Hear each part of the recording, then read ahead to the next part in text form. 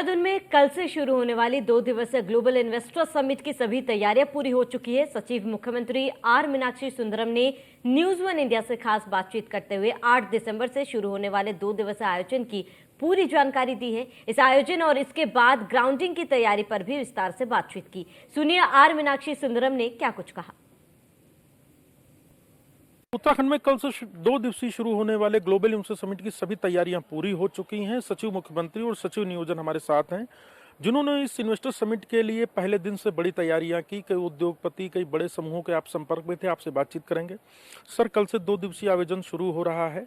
हम टारगेट को पार कर गए हैं और ये और बढ़ सकता है, क्योंकि प्रधानमंत्री जी के सामने भी कुछ बड़े जो समूह हैं वो करार कर रहे हैं। अभी तक क्या जानकारी? प्रधानमंत्री जी के सामने करार नहीं होगी, बट जो बड़े समूह हैं वो घोषणा कर सकते हैं मंच से, और उनके साथ हम लोग लगातार टच में हैं। और बाकी जो B2G मीटिंग्स हैं और सेक्टोरल सेशंस हैं, उसके बाद कई करार होने की संभावना है, तो इसलिए ये फिगर और आगे बढ़ने की संभावना है।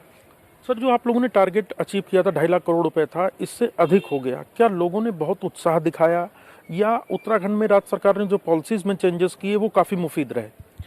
इसका श्रेय मैं पॉलिसी चेंजेस को ही दूंगा, क्योंकि पिछली बार हम लोगों ने इन्वेस्टर समिट किया था तो हमारी पॉलिसी रिविजन्स नहीं हो पाई थी, और इस बार हमने बहुत अट्रैक्टिव पॉलिसीज बनाया है, और उसकी वजह से एक नेचुरल इंटरेस्ट इन्वेस्टर्स के अंदर देखने को मिल रहा है। सर, प्रधानमंत्री जी के समक्ष ही ग्राउंडिंग्स भी होनी है, तो ग्राउंडिंग्स की क्या क्या तैयारियां हैं? एग्जीबिशन सेंटर में ग्राउंडिंग्स आप लोग शो करेंगे? ग्राउंडिंग वॉल एक बनाया हुआ है, जिसका अनवेलिंग माननीय प्रधानमंत्री जी के द्वारा किया जाएगा, और उसके बाद ग्राउंडिंग तो एक डायनेमिक प्रोसीजर है। समय समय पर जब भी हम ग्राउंडिंग में आगे बढ़ते हैं तो हम मीडिया के माध्यम से पब्लिक को उसका इन्फॉर्मेशन देते रहेंगे।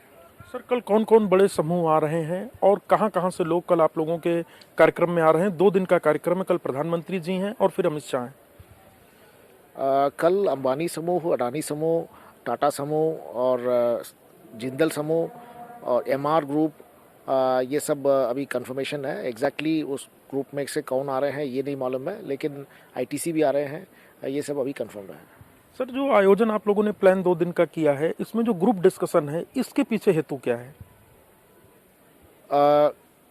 जो सेक्टोरल सेशंस है उसकी शायद आप बात कर रहे हैं।